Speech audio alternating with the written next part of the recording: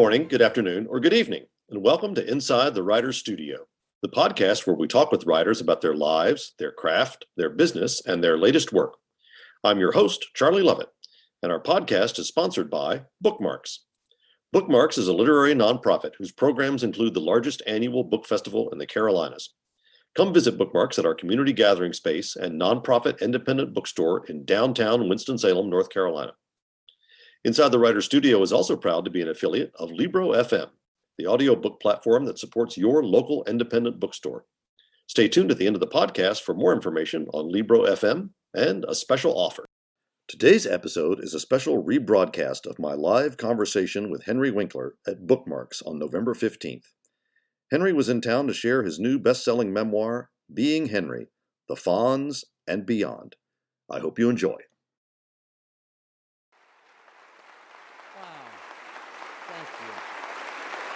Thank you. Wow, what Hello, reason Winston-Salem. to leave your home. Hey, great. We're sitting here with a gentleman who just has experienced Moselle's tomato pie. So he's in a pretty good mood, I think, right? Did you ask me a question? Well, I just said it. How was the pie? I swear I was thinking the pie. Yeah. Now I'm going to answer about the pie. Perfection. I mean, that was outrageously good. The entire meal was great. Everything we ate, I love your blue hair. And it was just really good. How do I look? He looks good. He's good. And the sweater is making a debut tonight. Yeah. Fabulous.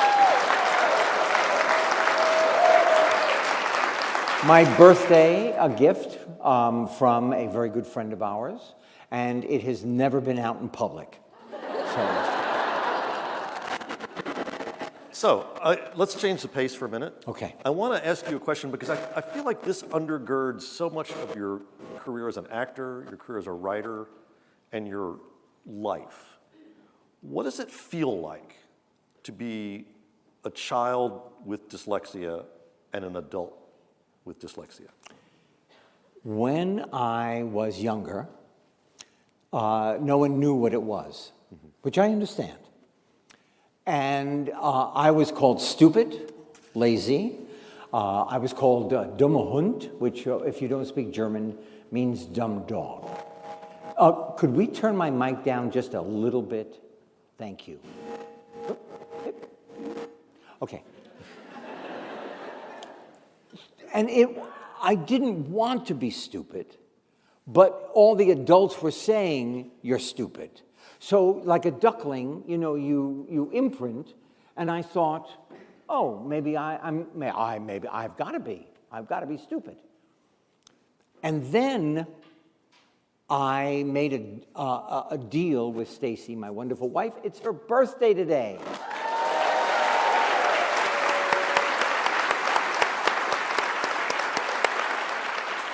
I had to acknowledge it, but you noticed, Stace, I did not ask anybody to sing. I know that would make you crazy. Okay, but I made a deal with Stacy that I would be a different parent. Because, yes, my parents came from another country. They learned another language. He started a business. We lived above our means. I had a good life.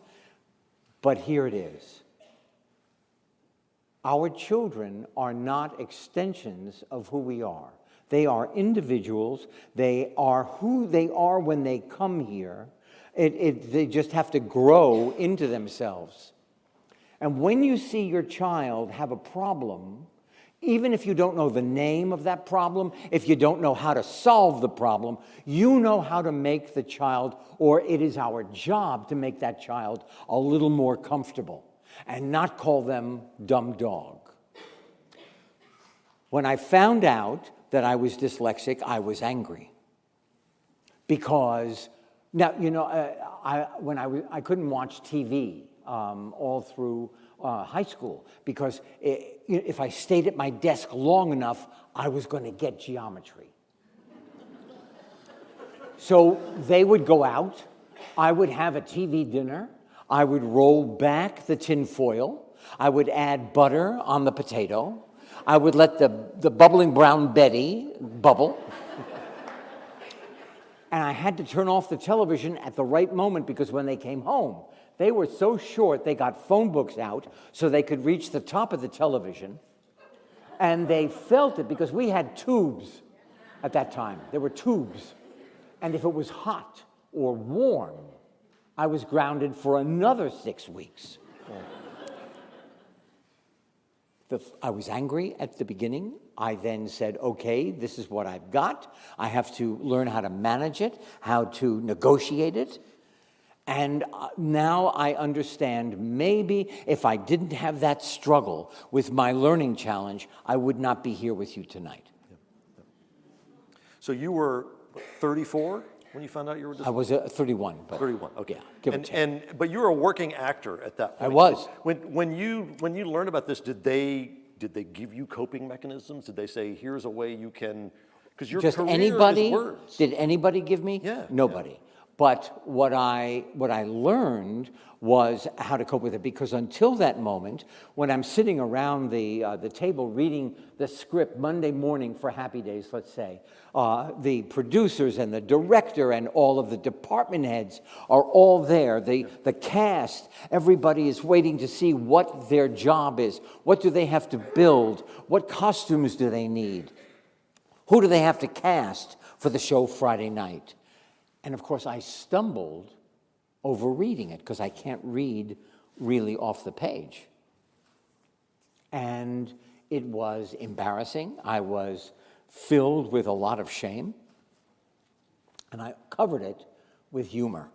So I would make jokes every time I made a mistake, but I was really making it more difficult for the other actors because I had a cue, they heard the cue, they were able then to say their line.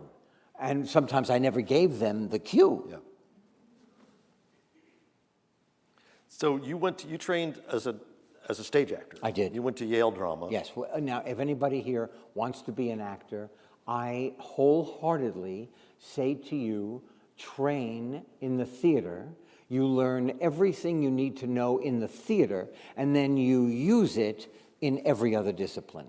But theater is the beginning. So tell us a little bit about that experience of being at Yale, because you did not have what we would call a stellar academic high school career. Right.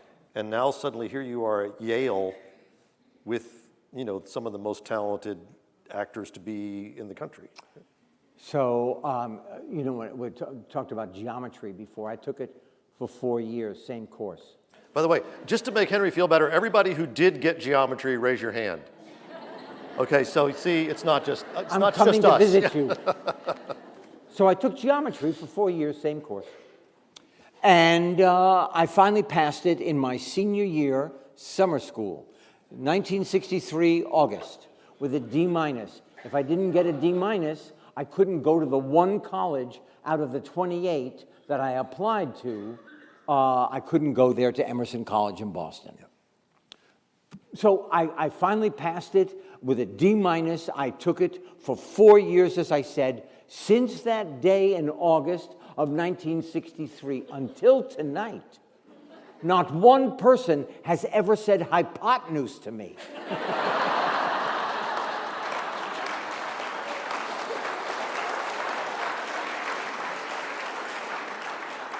So I learned that we have to teach our children how they learn, not what we think they should learn.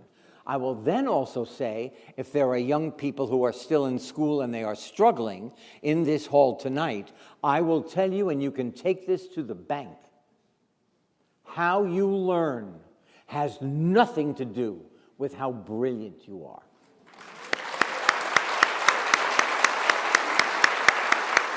That is the truth. So you trained for the theater. Yes. You acted in the theater. I did not train in opening this bottle. You did not train on opening the bottle. No. But, There it is. so what would you say, again, assuming maybe there's some incipient actors in our Yes. in our midst, what are the differences that you experience between acting for the stage and acting for television? Acting for the stage, you have to fill the room with your energy. If there is a clock on the back wall, you have to fill all the distance from where you are and to that clock. You have to embrace the audience. You have to envelop them in your energy. The movies, television, the camera is right here. You have to be a simmering pot on a stove just before the top flies off because it bubbles over. You have to keep it contained, but with the same concentration of what it is you're communicating, what you're feeling, what you're talking about. But that is the difference. The energy here or there. And you've done Neil Simon. You've done classical theater. Yes. Classical theater was difficult. Yeah. How do you feel? What sort of difference do you have in the satisfaction, the kind of satisfaction you get from acting in front of a live audience versus acting in front of a camera? A live audience, you feel the energy, the collective energy that is in front of you. And I did a Broadway play for 9 months. You could feel if the audience was sitting forward and was happy to be there, couldn't wait to see what the play was. You could feel on a Saturday night if they ate or drank too much and they're sitting back. You could feel if they are showy. And now you cannot push, you can't do anything different, you just hope that what you're doing is going to lasso them in and pull them forward. You can feel it, and if you are present,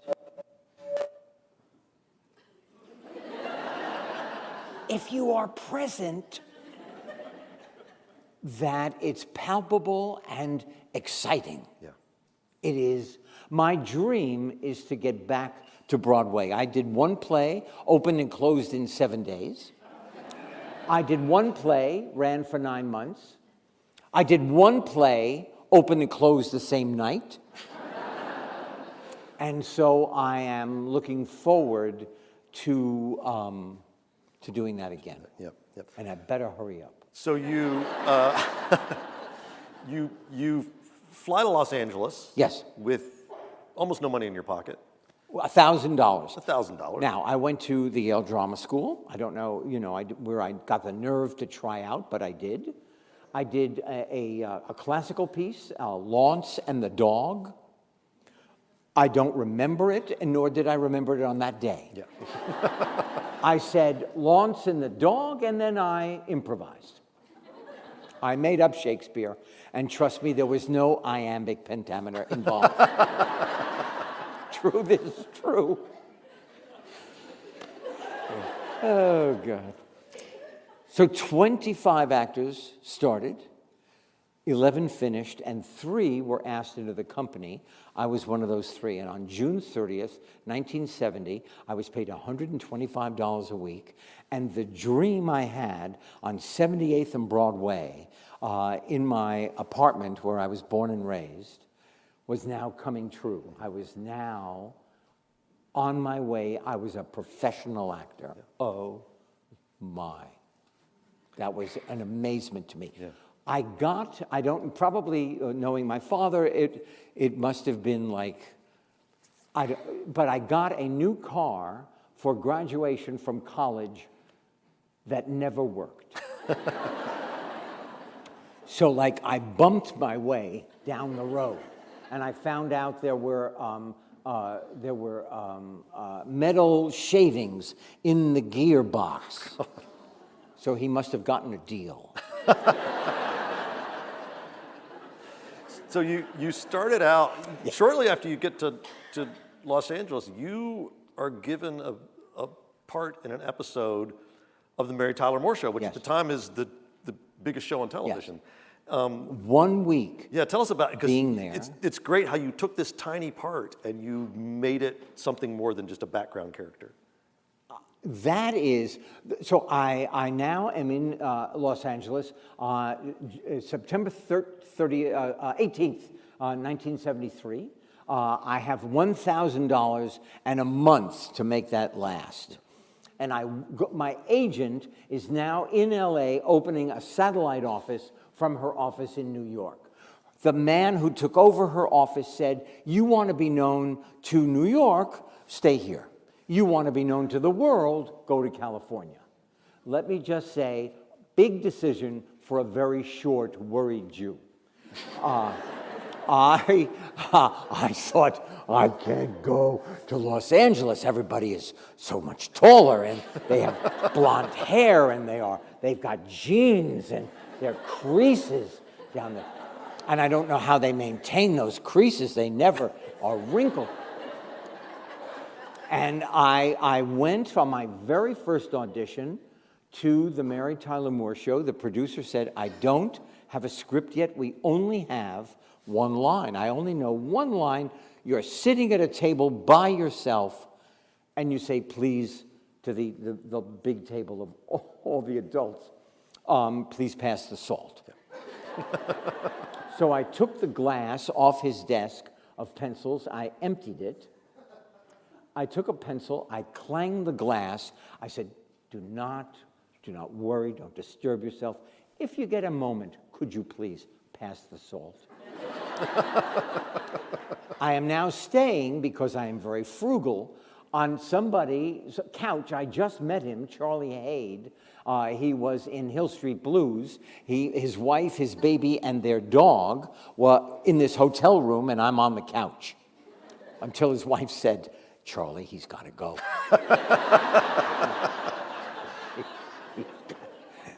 And so Charlie drove me around LA. We found one of those apartment buildings that was a square surrounding the pool.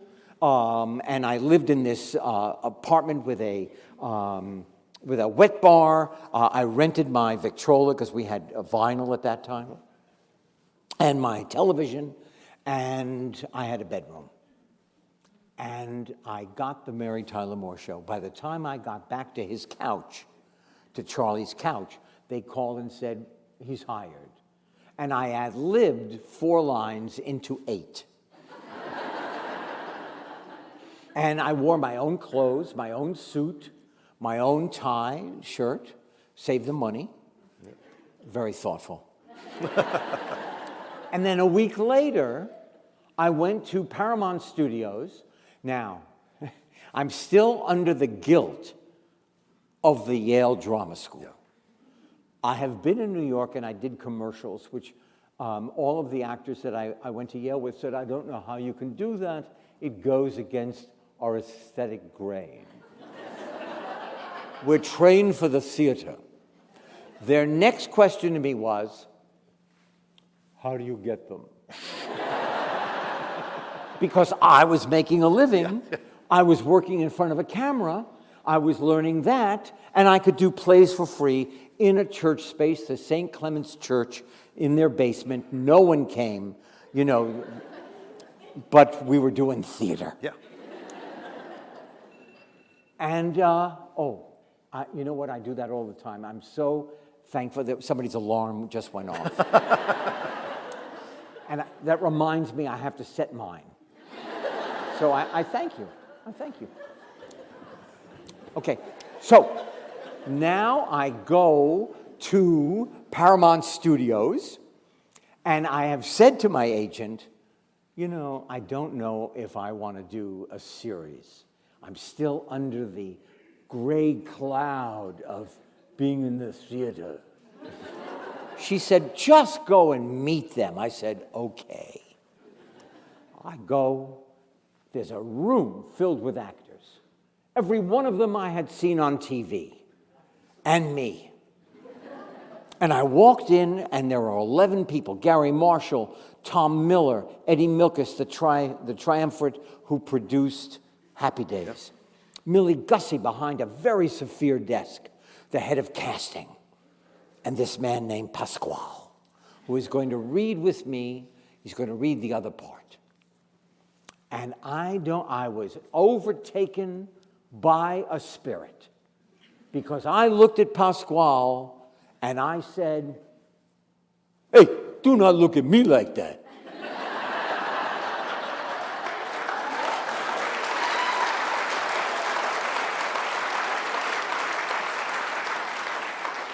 I then did the 6 lines like that, threw the script up in the air, walked out, and at the end of the month, on my birthday, October 30th, 1973, they called and said, would you like to play this role? And I said, let me think about it. Yes, I would.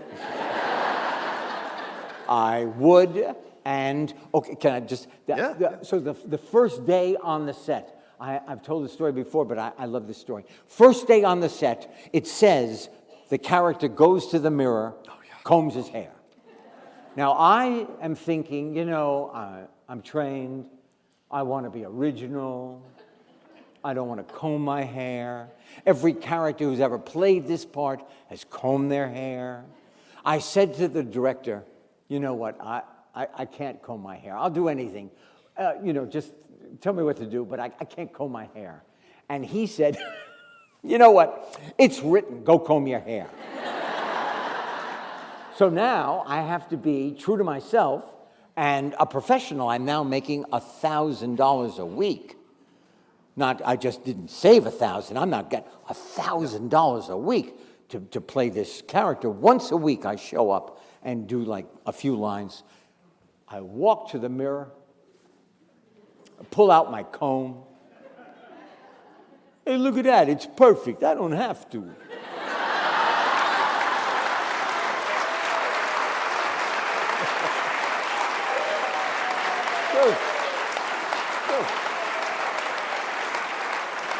Okay, so raise your hand if you were in school in the 1970s and you ever tried to do that voice in the mirror. Any male who's not holding his hand up is probably a liar. I want to go back to something that happened your first day on the Mary Tyler Moore Show, because I think it really, to me, it was one of those episodes in the book that really helped me feel who you are as a person. You said on the first day, it was lunchtime. Yes. And everybody went off to lunch, and you were left alone, and you said, you made a promise to yourself at that moment that you would never let another actor on a set with you feel the loneliness that you felt at that moment. But that is who I was at that time. Mm-hmm. The journey of the book, I now realize after working on it and rewriting, and my wife is my secret editor at home. You know, I was being, for a lot of my life, who I thought I should be. And I was so boxed in by not letting anything come out of that other than my image of who I should be, and too scared to change. Because you don't know, the people are still going to love me. Am I still going to be the same actor? Am I going to? And the arc of the book is that I am now becoming who I am. And I was not who I was. And I was, when everybody left and I was standing there, I became 8. I became my entire childhood. I became like, I don't know where to go. Now I'm an adult. I could have said, hey, where's the commissary? Like a person could ask. But I didn't. I felt abandoned. I felt an old abandonment. And I swore at that moment, if I am ever on a set and I had anything to say that would never happen to another actor, they would never not know where to go. And you kept that promise. I kept that promise. Yep. So I do feel like we kind of have to talk about the elephant in the room, even though it's not an elephant, it's a different kind of animal. It's no secret here in this crowd that I'm a lover of words and etymology and the derivation of idioms. And to be in the presence of somebody who Those are very big words I've never used. So when you're with somebody who was there at the moment an idiom was created, you have to ask him, Go ahead. Tell us about jumping the shark. So it starts with my father. Now, my father and my mother escaped Nazi Germany. And they came over here, and my father started a business importing and exporting wood. And he wanted me to import and export wood. And I did not want to even think about wood. I wanted to be an actor. And he asked me, now he could speak 11 languages. He wanted to be a diplomat. I had trouble with English. Yeah. And he would ask me 5 times a day in 11 languages, why do you think I brought the business over here? And I said, besides being chased by the Nazis, Dad, was there a bigger reason than that? So one of the only sports I actually could do was water ski. And I was a camp counselor, a job I loved, like 8-year-old, the 8-year-old bunk, and I was the water ski instructor. And my father said, tell Gary Marshall you water ski. I said, you know what, I don't think I'm going to do that. And then he would say to me every time we talked on the phone or if I went home, did you tell Gary Marshall you water ski? So finally I said, Gary Marshall, I got to tell you, my father wants you to know I water ski. Dad, I told him. All of a sudden, I'm on water skis. So I could do all of the water skiing except for the jump because they wouldn't let me do a stunt because there was only one me and they couldn't shut down production. So I did the water skiing. And, you know, if you watch the episode, I think they freeze frame on my face. I let go of the rope and I pull up on the sand and I walk out of the water skis and I'm smiling. Half that smile is the Fonz going, I did it. The other half is Henry going, holy mackerel, I did it. Oh. So then there's a guy, John Heim, who is at Michigan State.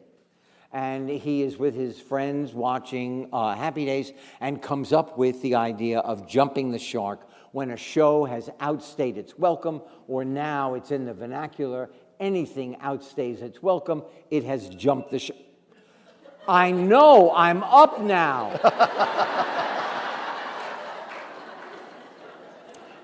So it is Jump the Shark. Yeah, yeah. Here's the thing. We were number 1 for 4 or 5 years after that. Yeah. So it didn't matter. And at the time, there were things called newspapers, and people actually read them. Yeah, I remember those. Yeah. You know, folded it over, bend it over. And every time they mentioned Jump the Shark, there was a picture of me water skiing. And at that time, I had great legs. So I didn't care altogether. Thank you. So,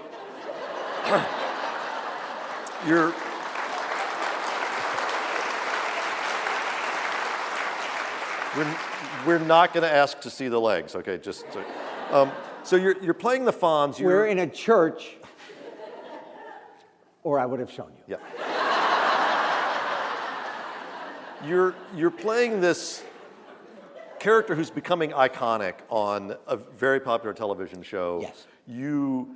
When you go out in public, there are times when there are mobs of screaming women coming after you. I know exactly what that's like. Just a couple. No, a couple of weeks ago, a guy came up to me and said, I like your book, so, you know. Can I just say, I just noticed your cool socks. Well, that's really what it does. And I can imagine that draws hordes. So, but kidding aside, you talked about trying to find the you, the real you. Yes. To what extent does celebrity and a public wanting you to be a character interfere with that journey to that is a discover great who you are? question. I don't think I've ever been asked that before. Number one, to my mind, it is practical that I am a celebrity because it means that I'm making a living, that when it's raining, I don't have to wait online at the movie theater. I mean, down to that. It was unbelievable. 2, people would talk to me, and I could not hear them. I knew that they were saying lovely things. I felt the warmth, but being dyslexic has an emotional component to it, and you have such little sense of self. You cannot imagine that what they are saying or the way they are treating you could be you. I'm always looking over my shoulder to who are they talking to? When I'm walking with my children or with Stacy, now Stacy, I would stop and take a picture, and Stacy would just walk on ahead. But with the children, I would say, I found honesty was a great policy in this area. I would say, you know what, I'm just in the middle of a conversation with my son or my daughter, so you'll excuse me. And if you tell the truth, they listen. Otherwise, when you're alone, they open the stall door and say, you know, I'm not going to get a chance. And I'm saying, could this wait? And they're going, not really. So it is all those. Now, I know the dimension of it is, on the one hand, that is all going on. People want parts of you. They want your hair, your socks, without taking off your shoes. On the other hand, I am the honorary chairman of the Arts Festival, the children with learning challenge or mental challenge, their arts festival down in LA. Yeah. And I'm walking through, and there are children, they are all different challenges, and I'm talking to them and enjoying them, and all of a sudden I hear from behind me, Fonz. And I turn around, and there's a little 6-year-old girl, and her mother has dissolved into a heap of tears. And I said, I'm so sorry, what is, can I help you? She said, you don't understand. My daughter just spoke her first word. So my dream from 78th Street to getting this show, to the imagination jumping off the screen that this autistic child just spoke her first word. Years later, I'm speaking, and a dad comes up and said, you know, my son Adam would like to take a picture with you. And I said, sure, come on, where's Adam? And he said, hey, Adam, big, strapping 17-year-old. I put my arm around him, I pull him in, and we're taking a picture, and now the father is shaking. I said, what's wrong? What happened? He said, my son is autistic. Nobody except his mother can touch him. Without thinking, and he just let the Fonz. Oh, my goodness. Jed, our oldest, is now 52 in the 3rd grade. He is studying the... There was a comma in that sentence.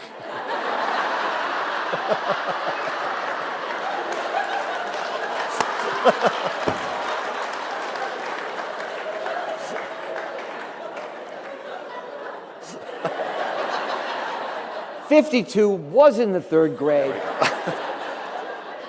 The Fonz was very respectful to Native Americans in one episode, the Thanksgiving episode. We take him to the Hopi Nation because he's studying Native Americans, and you must lock your camera in your car as you enter the reservation, because they feel like you're taking their soul when you take a picture.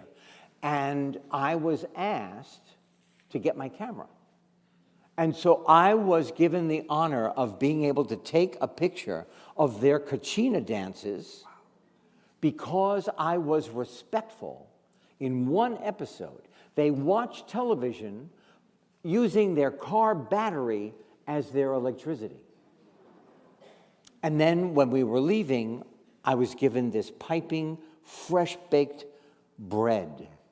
And the woman said to me, I have nothing else to give you for everything you have given us. Wow. That's the Fonz.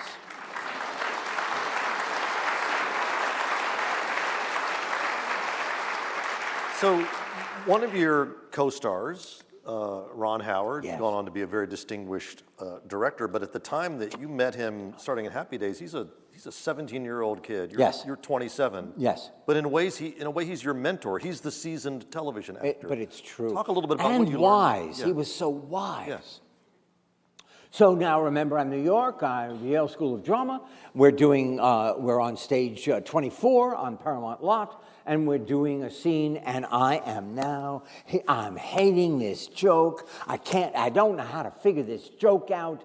And Ron Howard puts his arm around me, walks me to the back of the soundstage, and he said, they're working as hard as they can. I wouldn't hit my script.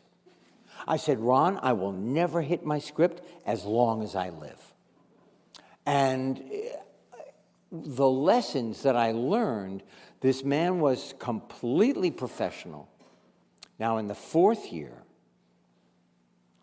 he's driving me home. He has the original Bug, the VW Bug. And we're driving home in Herbie. And I said to him, Ron, we've got to talk about this. How do you feel? Because he was hired as the star, Yeah. and the Fonz is on fire. Yeah.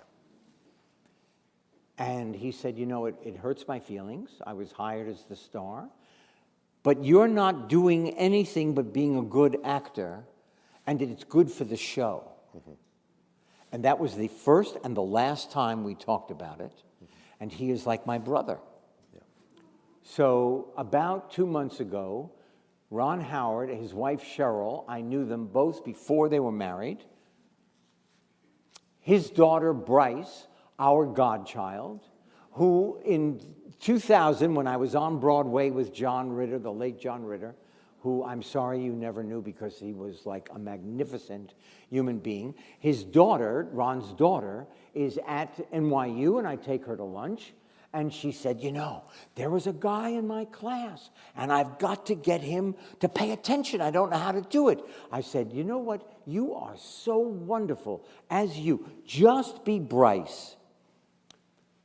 She was at the dining room table. And that boy was at the dining room table. They've been married for 20 years. Their children, Zoe, who was married a few months after Bryce, both red hair, her family at the table. And Ron is telling me the story. There was a phone booth on stage 19 where we did it in front of a live audience for 8 years. Or 9 years, because 1 year we did it one camera like a movie. Yep. So there's this phone booth, and I get a call. Henry, there's a phone call for you. And it's right next to the donuts. So I took a donut. I like glazed. And Ron said, it's going to be out in the press, and in 10 minutes, everyone's going to know I'm leaving the show. And I thought to myself, my life is over. There was a silence. And I thought, this is one of the best acting partners I have ever had. He's leaving the show. Oh, I don't know what's going to happen. And then I said, Ron, you have been dreaming about this. We've been talking about this. You must go. You've got to go. Be as great as you can be. He's a $1 billion director. At our dining room table, he now is telling me his side of the story. And he says, there was this long silence. And then you said, Ron, go get it. This is what you dreamed about. You're going to be great. And he said, when you said that, it gave me the courage of my conviction. It let me know I made the right decision. And I said, it took you 50 years to tell me that?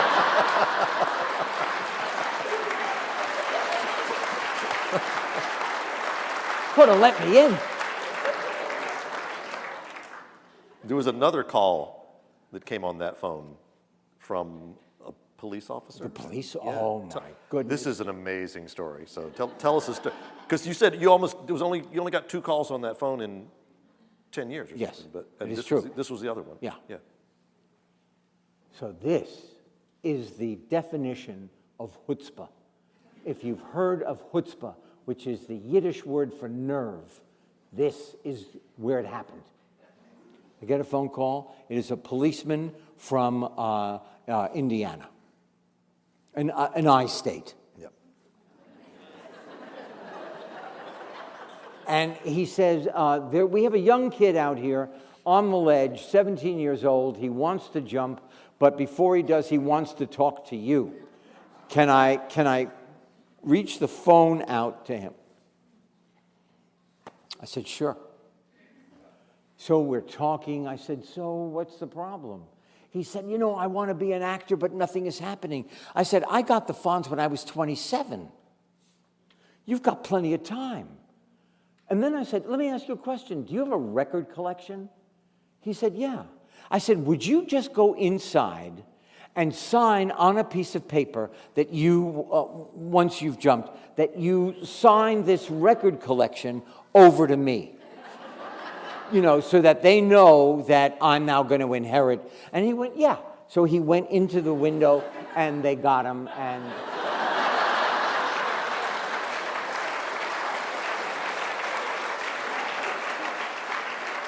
Where I got the nerve to say yes, to talk to him like that, where I came up with a record collection. What a moment. What a moment. Again, being the Fonz. Yeah. Now, this is a book audience. These are supporters of Bookmarks here. You are not just a world-famous actor. You are a New York Times best-selling children's author. You are, as you found out, it gets better. The book that you just picked up at the back door is now just been announced on the New York Times bestseller list.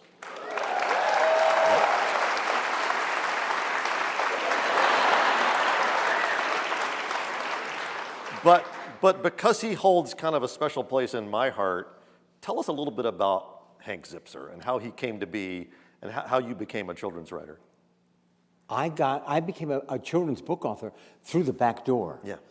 About 2002. Now, people would say, God, he is so talented. He's so funny.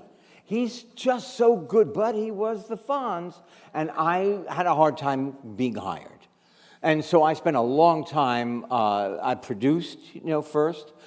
And then a friend of mine said, write books for children about your dyslexia. I said, I can't because I'm dyslexic. Yeah.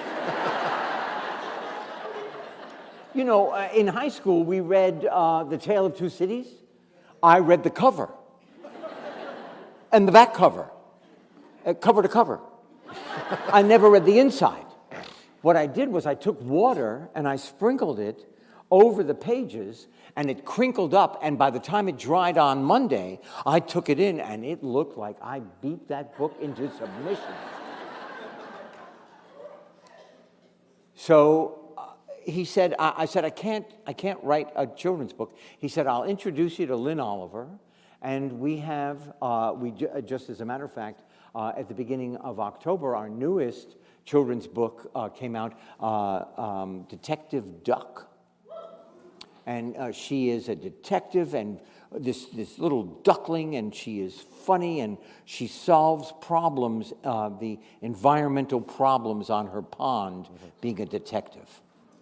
But Hank, I thought you write what you know. And so with Lynn, I walk around her office and talk, she types. Then she's got an idea, I wait, she types. She reads it back to me, and we argue over every word. But I knew every fiber of this 8-year-old when I was 57 who failed at everything.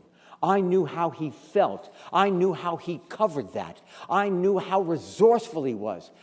Because I see my life as that toy. You blow up, it's like a clown or a cowboy. You punch it, it goes down, it comes right back up again. And that's me. And that was Hank. And that is how I wrote with Lynn about this little boy and his friends. His friends are not dyslexic, they just love him. Yep. They say on Halloween, Hank, we're telling you this is not a good idea. He said, I love my imagination. I am going as a table in an Italian restaurant. He just hadn't figured out how to get through the door.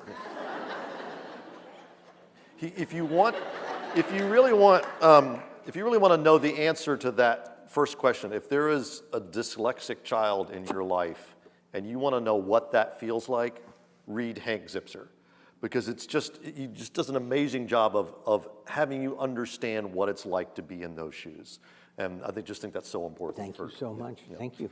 I'm so so proud. I'm proudest outside of my family and my puppies.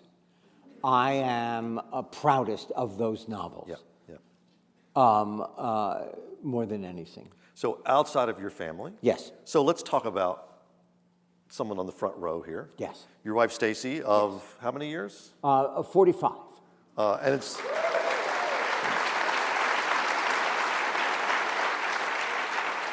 Now, here it is. You know, there are ups and there are downs, but if you will it, then it will be 45. And am I right? I mean, that's honest, right? You're not always crazy about me. But I, of course, am devoted to you. so you did something which I think is... You did something pretty courageous in this book, I think. And that is, there are a few places, and all of you think about whether you would do this if you were writing a memoir about your own life. There are a few places where you narrate a scene in your life, and then you let Stacy narrate the same scene in her words, and those words are in the book.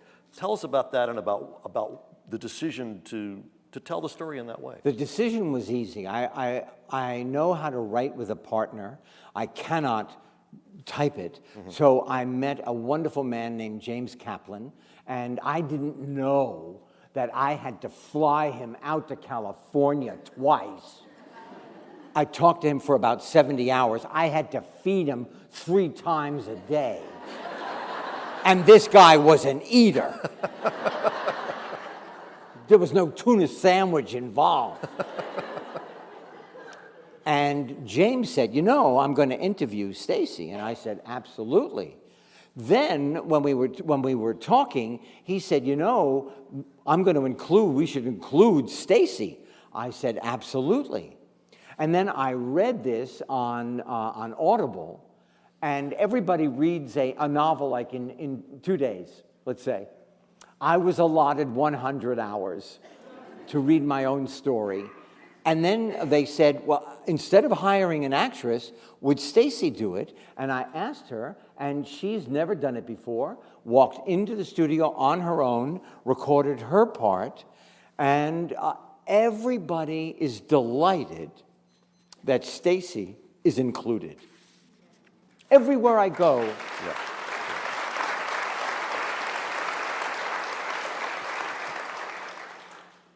So we were going to sing Happy Birthday, but you said she doesn't. No, please.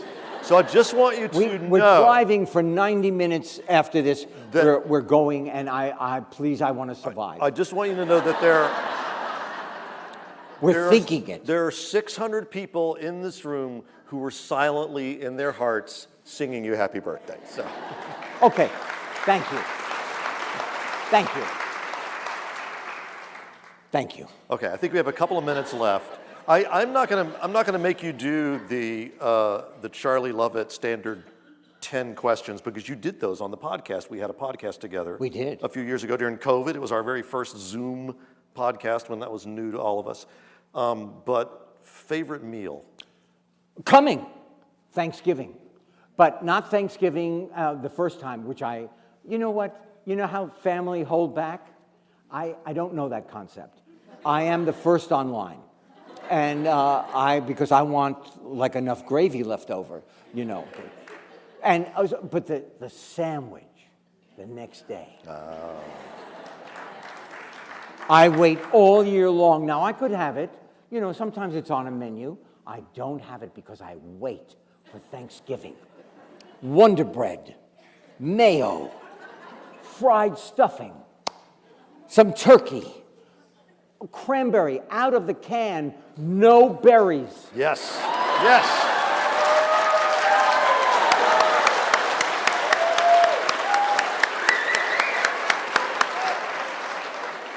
More mayo, Wonder Bread, smush, cut. And if there is any cream spinach left over on the side. Favorite concert? I love Bruce Springsteen. I love Bruce. But, okay, we just went to see, about a month ago, we went to see Brandi Carlile. Yeah. If you don't know Brandi Carlile, you will love her when you meet her in your ear. Now she had friends with her that night. And Annie Lennox, I never heard her in person. Oh my goodness, she sings with such power.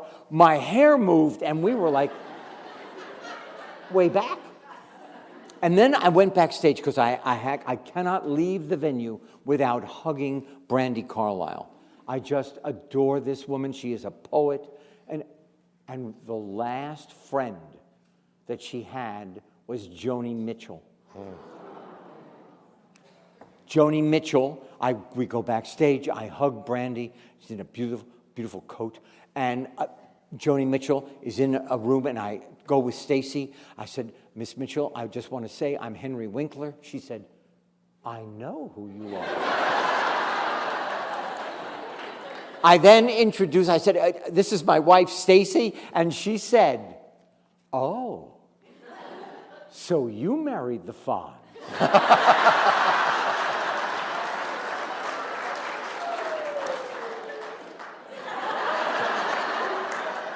It's a problem with the lapel mics. It's hard to do the mic drop. But I want to just share with you, as we're ending here, a brief passage so you can understand what a thoughtful, well-written book this is. Henry writes, "Only now do I understand that things come in their own time, that you couldn't have known then what you know now, that only the process of living gets you there. You must do the work in order to eat the fruit of growing, of being. In my late 70s, I'm trying very hard to live in the moment and enjoy every moment. I'm thrilled, elated that I'm here now." Henry, we are thrilled that you are here with us tonight. Mr. Henry Winkler.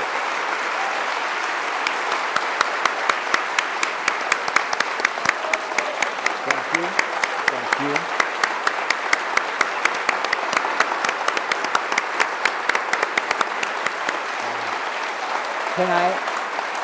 Can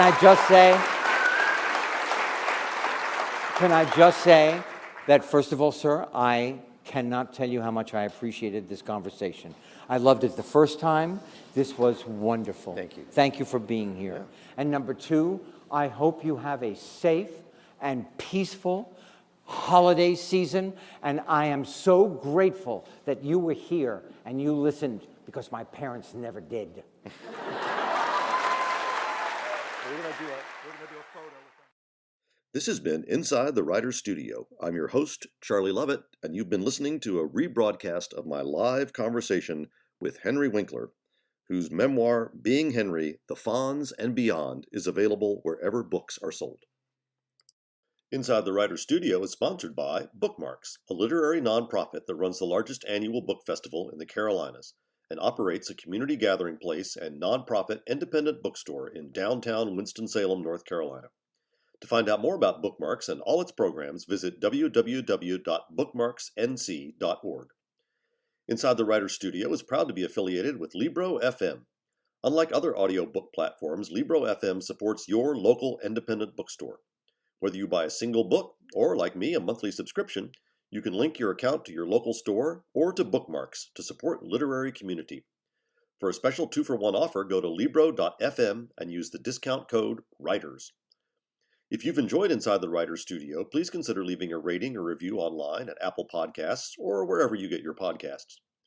Inside the Writer's Studio posts new episodes on the 1st and 15th of every month.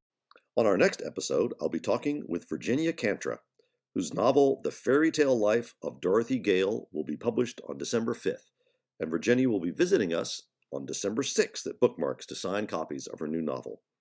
Until then, thanks for joining us, and may you read with wonder and write with passion.